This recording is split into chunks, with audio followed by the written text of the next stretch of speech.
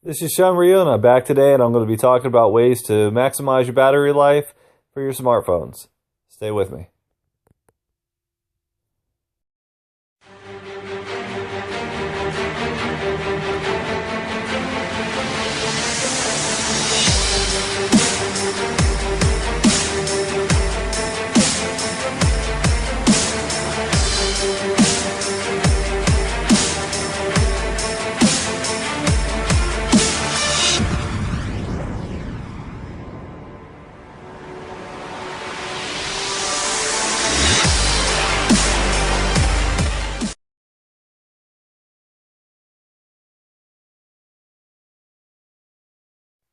So if you're a backpacker like me, one of the things that you're probably looking for is ways to preserve your battery life for your smartphone and really kind of maximize the amount of battery power that you're able to get out of it. Not to mention that even if you're not a backpacker, if your phone's going dead all the time, these are some tips and things that you may want to be able to utilize. Now, one of the first things I want to say is that this is one of my older model phones. I stripped everything down off of it just for privacy purposes. So, but with that being said, let me go ahead and get started. I've got about 13 different tips. So let me go ahead and start with tip number one. Tip number one, the first thing that you want to do is you want to use a black wallpaper, especially if you're using an AMOLED screen. If you're using black, it only illuminates colored pixels. Black is unlit, so it'll actually preserve your battery power. So one of the ways that I actually do that, and I'm going to do that now, is I take a picture using my camera. So I'm going to go ahead and take a picture, and what I do is I just lay the camera down somewhere flat, and then just take a picture, and then I've got a picture of something black. This is a Samsung Galaxy S5. Some phones may vary in the way that you do this, but once you have your picture, pull it up, then you go into your settings, slide all the way down, go to settings again. Oh, actually I went the wrong way. Go to settings, set as, and I want to set this for my home and lock screen. So now if I back up, hit save on it. Now if I back up, now my home screen is going to be black as well as my lock screen. So tip number one, set your wallpaper to black. That'll definitely help in preserving battery life. Now, another thing that you're going to want to do is you're also going to want to turn off or disable auto brightness if you have that on. If you don't have that on, the other thing that you're going to want to do is scale down your brightness. Now, you can do that one of two ways. If you have a Samsung Galaxy phone, you can do it up here by just scrolling back and forth up here. You can also do, if you have the auto brightness on, that would turn it on. Way to turn it off is right there. So in this specific case, what I want to do is I want to scale down my brightness to a comfortable level because of the fact that it uses less power to power the screen up. For the purpose of this video, I'm going to leave the brightness up, but that's one way to do it. Another way you can do it is if you actually go under your settings on your phone and you go under display and you go to brightness, and you can adjust your brightness here as well.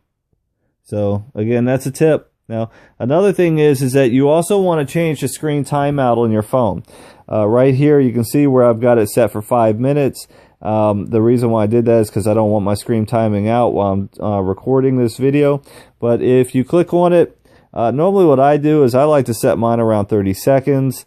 That way, what happens is that when you're done using your phone and it times out on you, it's going to be 30 seconds after, or it'll take 30 seconds for it to happen. So I set it on 30 seconds.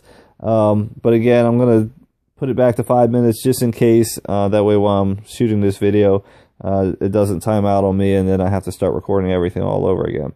So again, another thing that you want to do is shorter screen timeouts because of the fact that the longer that your screen stays active, the more power that your screen is going to be using. Now, another thing that you're going to want to do is turn off your smart features or your smart, and what I mean by that is your, like for instance, your motion gestures, your air view and things like that. So I'm going to go under motion gestures and I want to disable all of these, the air browser, direct call, smart alert, mute pause, and palm swipe to capture. So turn that one off, turn this one off. And the reason why you want to turn these things off is because if your phone's moving around in your pocket, you're saying things, you're doing things, there's a microphone that's capturing this information, and as it's capturing or sensors, it's using battery life even when you're not using your phone. So I also want to turn off the air gestures, because as I'm hovering over the screen, it's got a sensor that's detecting what's going on, and again, that's going to be using battery life. Now, the other thing that you can do is you want to definitely turn down, like if you have a phone and you leave it on vibrate, you definitely want to adjust some of those settings as well as your haptic feedback. Some people, vibrating, having a vibration on their phone is not an option for them. They have to have it. So if you got to leave it on, leave it on. But here's another option of what you can do. If you go under sounds and notification and go to sound mode, and actually, let me back out of this. Vibrate intensity is where you want to go. Right here where it says haptic feedback. Haptic feedback is when you're touching your screen. In other words, you can feel your screen vibrate when you're actually touching the screen. Same thing with you're actually using like your keyboard on your screen for like text messaging or surfing on the web. When you press down on the screen, you feel a vibration, which kind of gives an indication that you're pressing a button. Well, every time that you do those things, you're also using battery life on your phone, because of the fact that it takes more power for the phone to have to cause a vibration. So you either want to scale it down if you have to have that as a feature, or completely turn it off. Personally, I just turn it off. I don't need it, and that also is a way of preserving battery life as well.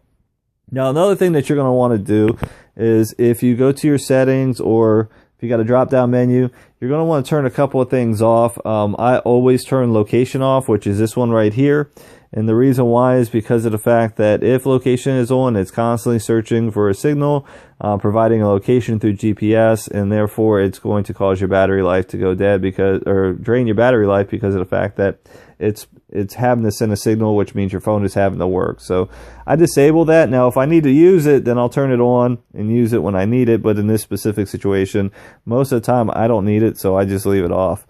Now, another thing that you can also turn off is Bluetooth. Bluetooth is another one of those things that will kill your battery life. The reason why is because your phone is still constantly searching for a Bluetooth signal. So if you're not using Bluetooth devices, for instance, if you're not using a Bluetooth headset, if you're not connected to your car or anything like that, just turn it off. And then when you need it, just turn it on.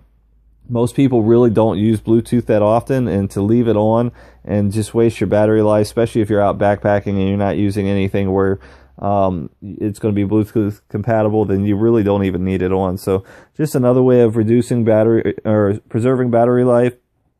Another thing that you're going to want to do, and I just did this for example purposes, this is what's called a widget.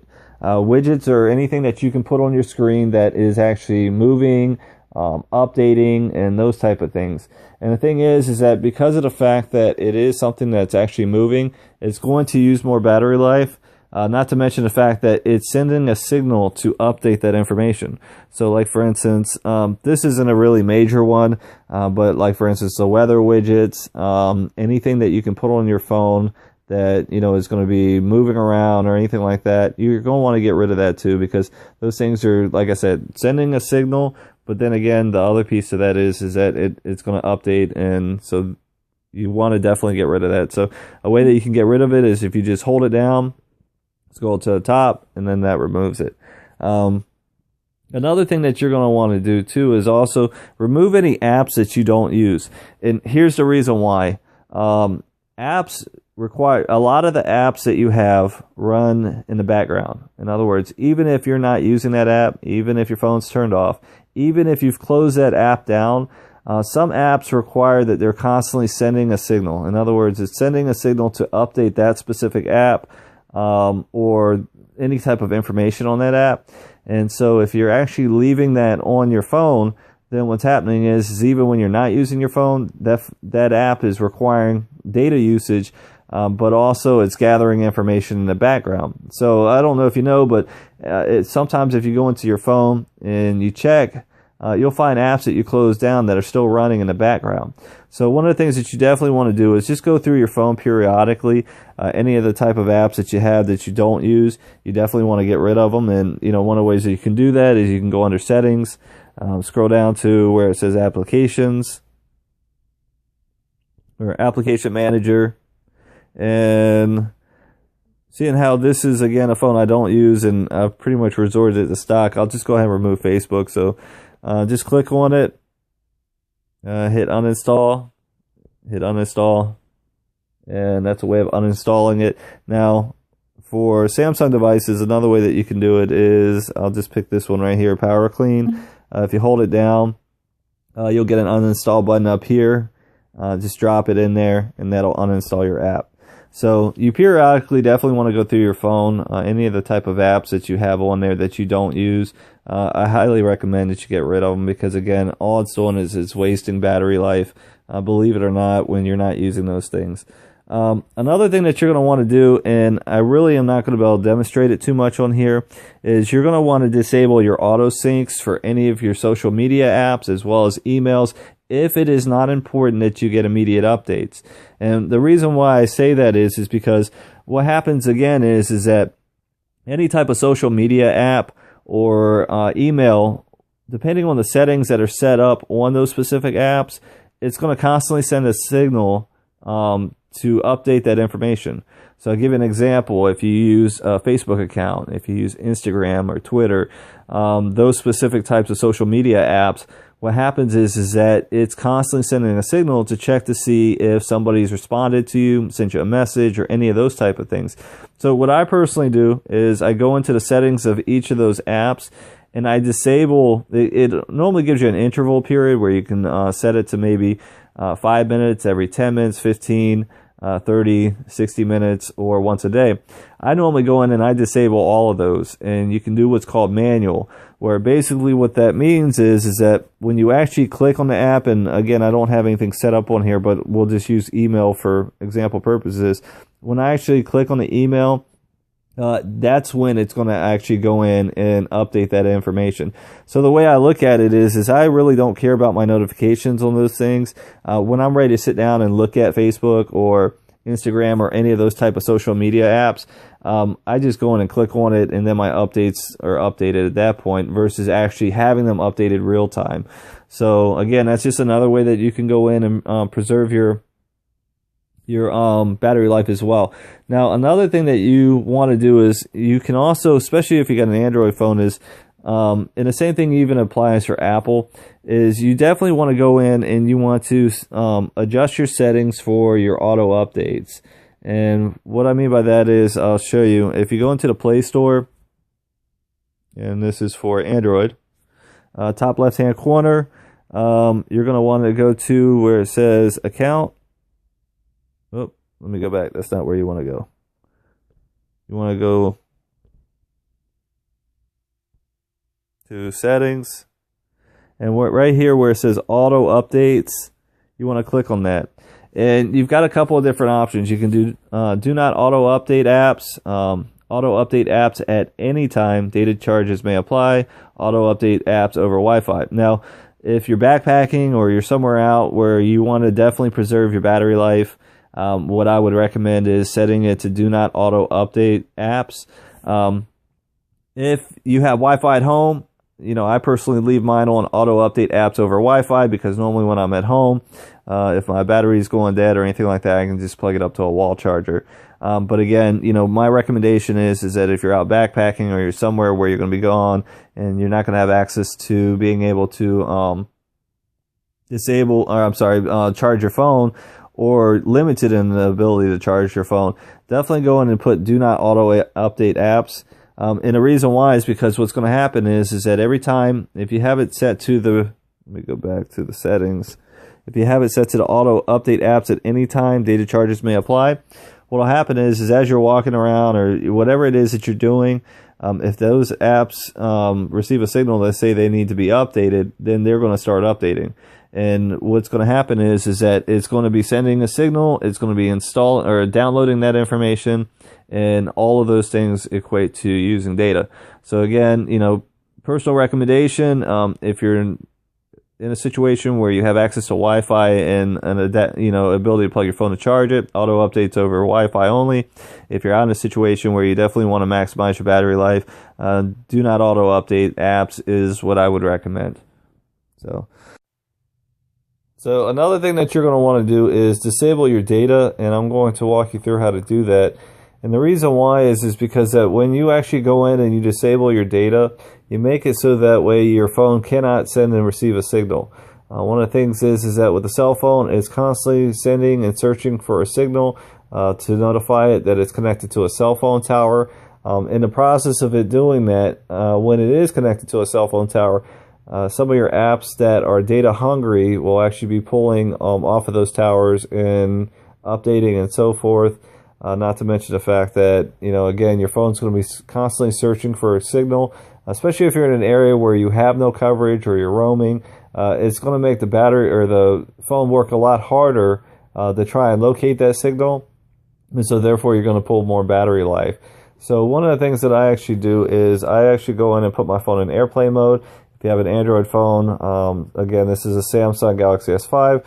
Normally in your pull down menus, one of the things that you can do is if you scroll around, you should find an icon that looks like this right here that says airplane mode. If you click on that, it's currently off. When I turn it on, what that does is it disables all of my network settings. I can't make and receive phone calls. I can't use data. And that's really going to help preserve your battery life because, again, your antenna on your phone is not going to be searching for a signal. Now, you can do it that way. Another way that you can actually do it is if you actually go into your settings, which is right here, go into what's called airplane mode right here, and you can do the same thing where you can turn it on and off. Just turn it off. If I turn airplane mode back on, you'll also notice right here in the top, there's a little icon that looks like an airplane on this specific model phone. A lot of phones actually do that. So just know that you can use that as a way of checking to see if it's in airplane mode in case you forget. If you liked the video, as always, give me a thumbs up, like, share, and subscribe. This is Sean Ryu. Appreciate your time and thanks for watching. Moving like the speed of sound. We can keep on the ground. Can't stay in one place. Keep moving.